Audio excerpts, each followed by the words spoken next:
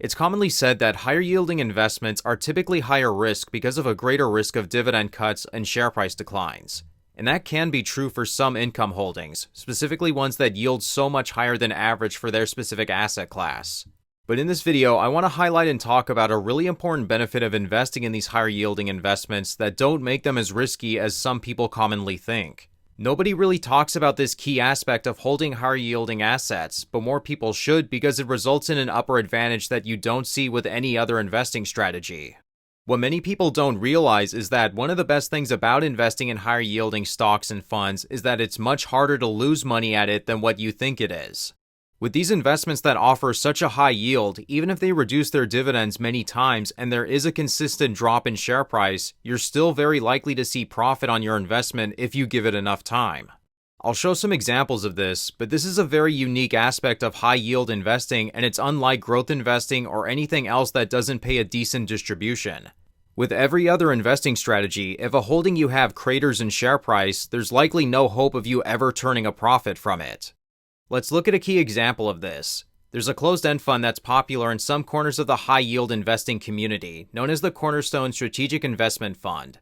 CLM is one of the oldest closed-end funds still in operation, having launched in 1987. Since then, it's offered investors a significantly high dividend yield, and today it pays distributions monthly. It consistently offers a yield around 15% on average, so we're talking pretty decent. On paper, CLM looks like one of the worst investments you've ever come across. Since 1987, its share price has collapsed by more than 94%. Their dividends have also been reduced by 2/3 in the last decade, going from 37 cents a month to 12 cents a month. To most people, it's impossible to believe that CLM could actually be a profitable investment. How could something that's seen so many dividend cuts and so much NAV erosion actually lead to a profitable gain? And what most people do is they usually only look at the share price. I say this all the time on my channel, but when you're looking at any investment that pays dividends, you can't just look at the share price. You have to take the distributions into consideration and calculate the total return with reinvested dividends. It's not easy unless you have a tool that does this for you, but the non-dividend investors that I know regularly don't consider dividends when they think about total return on an investment. When you do that, you'll realize that many high-yielding investments, even if they look bad, aren't as bad as they might seem. Going back to our example with CLM, if we use the dividend reinvestment calculator on Dividend Channel's website, we'll see that despite the appearance of terrible returns, it's actually been a profitable investment. According to this calculator, CLM's provided an average yearly return of 6.78%. That's not a great return, and I'm not endorsing CLM, but this is a great example that shows that even if you hold something with dramatic share price declines and dividend cuts, you can still make money from it.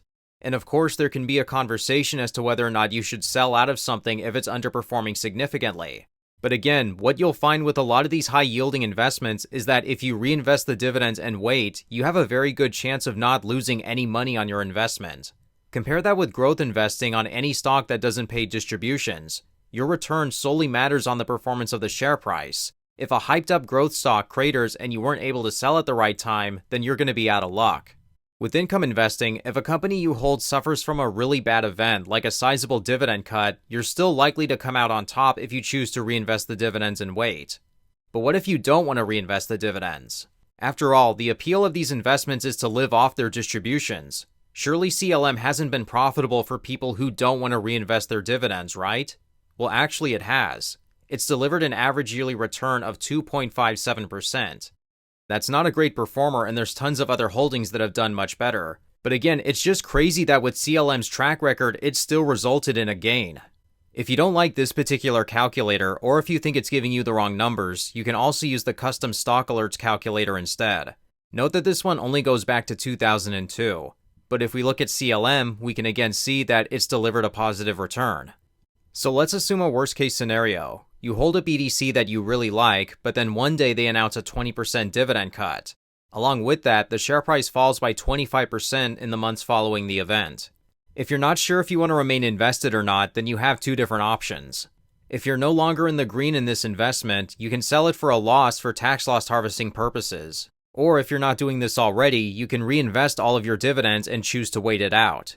Those are the two options that you have with these investments. You can sell, or you can wait to recover your losses with the assistance of those dividends. And there's plenty of more examples out there that we can take a look at.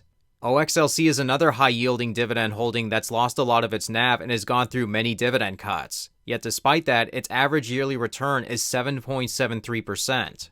AG&C has lost over half of its share price and it's experienced many dividend cuts, yet if you reinvested the dividends, it still provided an average yearly return of more than 11%. That's even better than the S&P 500 during that exact same time. This has led to a new style of investing that's basically an offshoot of income investing. It's only popped up in recent years and I don't recall encountering this style even just 4 or 5 years ago. Although they're small in numbers, there's communities of people out there who hold investments like CLM and intend to always keep reinvesting the dividends. Because as I pointed out, some of these funds can outperform the market over the long term if you buy and hold them at the right time. If you're a regular viewer of my channel though, you know that I don't like to invest this way. I don't like to hold investments that have a history of dividend cuts or share price declines. It's also usually not ideal if you're trying to live off the distributions either at some point. But that's all that needs to be highlighted.